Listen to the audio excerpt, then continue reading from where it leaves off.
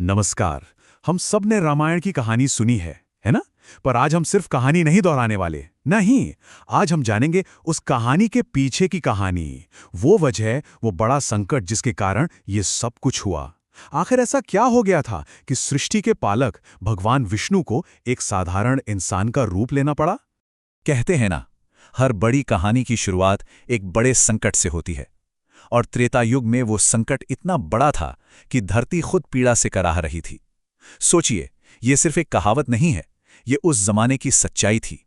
एक ऐसी हकीकत जहां अधर्म मतलब बुराई अपने चरम पर थी। तो सवाल ये है कि आखिर उस वक्त पृथ्वी पर हो क्या रहा था, माहौल कैसा था? चारों तरफ आप कह सकते हैं अधर्म का राज था। एक ऐसा दौर जब पूरी दुनिया में उथल-पुथल मची हुई थी। जरा सोच कर देखिए, एक ऐसी दुनिया जहां राक्षसों का आतंक दिन रात बढ़ता जा रहा था। हालत इतनी बिगड़ चुकी थी कि जो ऋषि मुनि धर्म की रक्षा करते थे वो खुद असहाय हो गए थे। कोई तपस्वी अपनी पूजा पाठ, अपने अनुष्ठान नहीं कर पा रहा था। गांव के गांव आग की लपटों में समा रहे थे और हर तरफ से बस एक ही आवाज आ रही थी, एक ही पुकार, कोई तो बचाओ। ये सिर्फ मारकाट या हिंसा नहीं थी, नहीं, ये तो सीधे सीधे धर्म पर, अच्छाई पर, ब्रह्मांड के पूरे संतुलन पर हमला था। और जब ये पीड़ा, ये दर्द बर्दाश्त से बाहर हो गया, तब धरती माता ने एक माँ की तरह अपनी संतानों के लिए गुहार लगाई। सोचिए, ये वो पल था जब बात हाथ से निकल चुकी थी। संकट इतना गहरा हो गया था कि अब देवताओं के हस्तक्षेप के बिना कुछ भी ठीक नहीं हो सकता था। तो धरती की ये पुकार पहुंची सीधा स्वर्गलोक, और वहां इस गंभीर संकट को देखते हुए सारे देवता एक आपातकालीन सभा के लिए इकट्ठा हुए। लेकिन हैरानी की बात तो ये थी कि उस सभा में देवराज इंद्र जैसे शक्तिशाली देवता भी परेशान थे, शक्तिहीन महसूस कर रहे थे। वो भी मिलकर राक्षसों की इस बढ़ती ताकत का सामना नहीं कर पा रहे थे। अब आप अंदाजा लगा सकते हैं कि खतरा कितना कितना बड़ा रहा। तो फिर सवाल वही है कि आखिर ये सब हो क्यों रहा था? राक्षसों को इतनी शक्ति कहां से मिल रही थी? देवताओं की इस बेबसी की वजह कौन था? जवाब सिर्फ एक था, लंका का राजा, राक्षस राज रावण। और यहीं से कहानी का सबसे जरूरी हिस्सा शुरू होता है। देखिए, रावण की असली ताकत का राज था, उसे मिला एक वरदान, एक ऐसा अजेय वरदान, एक ऐसा सुरक्षा कवच जिससे तोड़ पाना लगभग नामुमकिन था। रावण का घमंड तो देखिए, वो कहता था पूरी दुनिया अब मेरे पैरों में झुकेगी। उसे पूरा यकीन था कि स्वर्ग, धरती, पाताल, तीनों लोकों पर बस उसी का राज होगा। और सच कहें तो उसका ये आत्मविश्वास बिना वजह नहीं था। हुआ ये था कि रावण ने बहुत कठोर तपस्या की थी और सृष्टिकर्ता ब्रह्मा जी को प्रसन्न करके उनसे एक वरदान मांगा।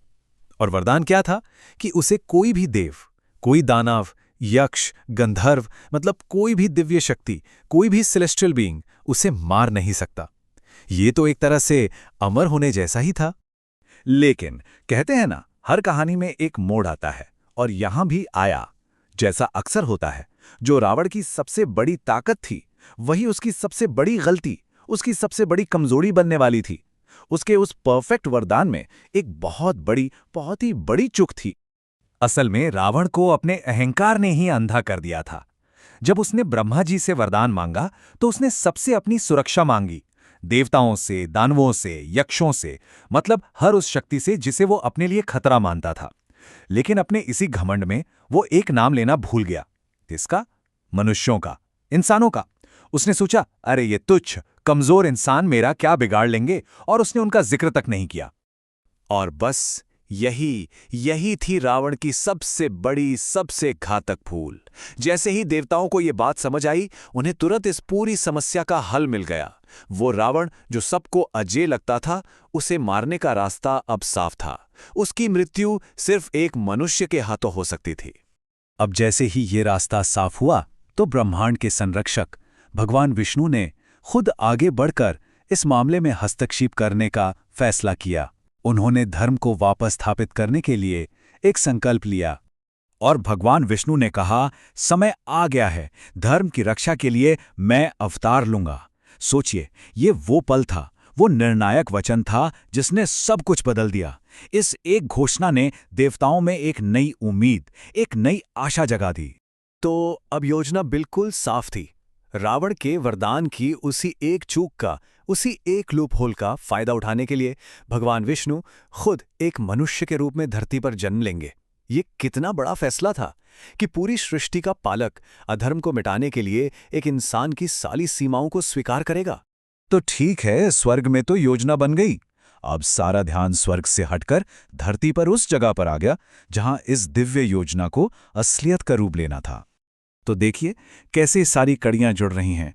विष्णु ने पृथ्वी पर जन्म लेने का वचन दिया, उनका दिव्य तेज मृत्युलोक की ओर चला और जन्म स्थान के लिए चुना गया पवित्र शहर अयोध्या को, और वहां इस महान काम के लिए पिता के रूप में चुने गए न्यायप्रिय राजा दशरथ।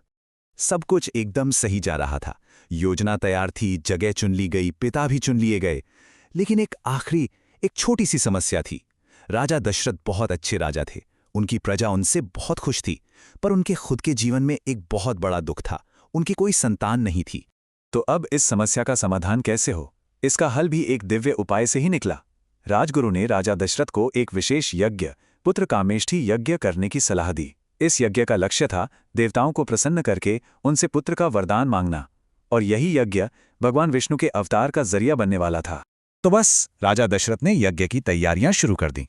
अब सोचिए वो दृश्य, पूरी अयोध्या और ऊपर स्वर्ग में बैठे सभी देवता, सबकी नजरें उस पवित्र यज्ञ की अग्नि पर टिकी थीं।